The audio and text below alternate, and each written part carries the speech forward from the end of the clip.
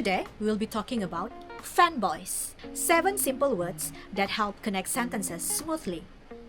Mastering these will help your English sounds more natural and fluent.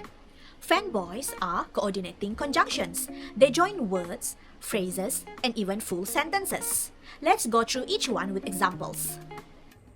F stands for. We use for to give a reason.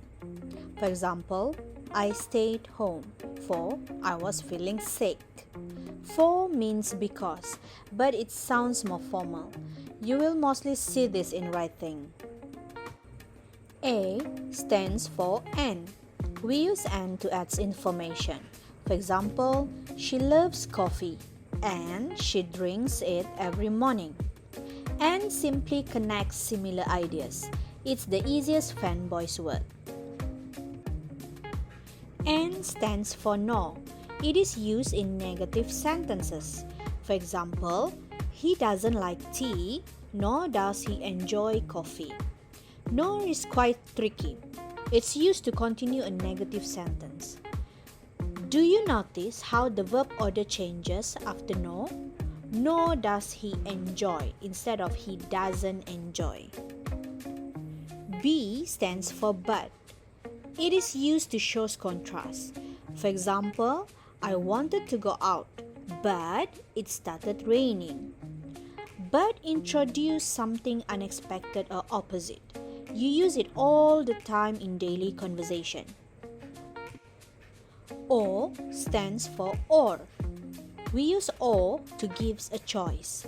For example, do you want pizza or pasta?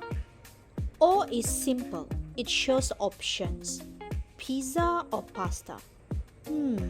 I choose pizza. What about you? Y stands for yet. We use yet like but stronger. For example, it was cold, yet he didn't wear a jacket. Yet is like but it adds a feeling of surprise or contrast. S stands for so. It shows a result. For example, she was tired, so she went to bed early. So explains what happens next. It is cause and effect. Now that you know the fanboys, let's test your skills. Fill in the blanks. Comment your answers below. Let's see who gets them all right.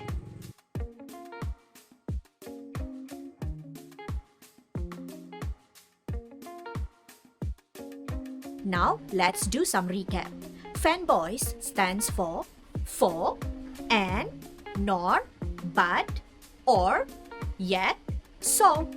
These words help connect ideas smoothly. Try using these in your own sentences today. Don't forget to like, subscribe, and ring the bell for more English tips. See you next time!